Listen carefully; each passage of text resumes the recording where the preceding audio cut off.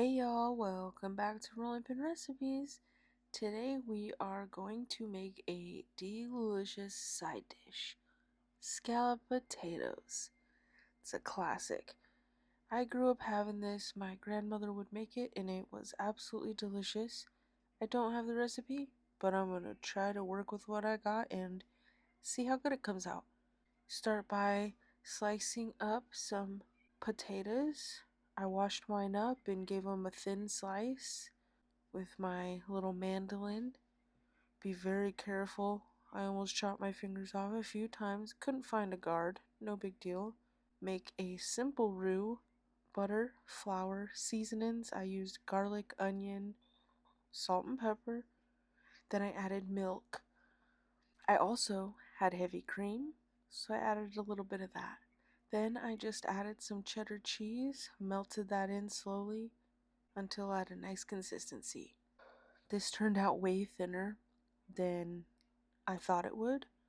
My potatoes were almost paper thin. I put some of that cheese sauce on the bottom of my lightly greased pan and I neatly layered in my potatoes. I had a little bit left over, so stay tuned and I will make something delicious with those as well in an upcoming video. These scalloped potatoes, I end up lining up 2 rows here. 2 rows of 4, I believe. 2 layers. 4 rows and 2 layers.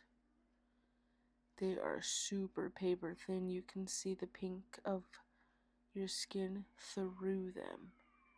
Just soak them in cold water as you're peeling them, or else they will turn brown and weird. Super thin. They turn out delicious. You bake it in the oven at about 350 for up to an hour, give or take. These potatoes were so thin that they did not take long to cook. It was also a thin casserole. No big deal, absolutely delicious. And it's perfect for my little family because we don't need a giant pan of scalloped potatoes for 10 meals. This is the second layer going down. It was absolutely beautiful. These thinly sliced potatoes were really gorgeous. There's only one size of thickness on my little mandolin situation. It's a little cube chopper with multiple attachments. It worked beautifully and I made sure to salt each layer. Add a little bit of the cheese sauce on the bottom, in between, and on top. And then I didn't have too much cheddar cheese shredded up because we do our own shredded now. We don't buy pre-shredded.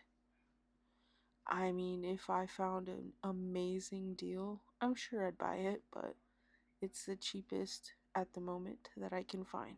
So you just pour that delicious sauce evenly all around and then top it with a couple shreds of cheddar cheese. Now remember that if you do use freshly shredded cheddar or freshly shredded cheese, any cheese, we love cheddar, it is going to spread and melt way different than pre-shredded. I have never really worked with freshly shredded cheese growing up, and it's totally different. If you're making a cheese quesadilla and maybe a person in your family doesn't prefer like 5,000 pounds of cheese on their one little meal, you better be careful because it is way different than pre-shredded. I let it cool a bit so it wasn't a soup, and at first when I tested to see if a little piece of the potatoes were cooked, I got nervous because I thought it was going to be so salty, but it was delicious. It could have even used a little more salt for some people. I just got 2 little chunks and stacked them on top of each other and it was absolutely delicious. Give this recipe a try if you've never made it before, and I hope you guys enjoyed. We appreciate y'all for watching and joining us in our kitchen. Bon appetit!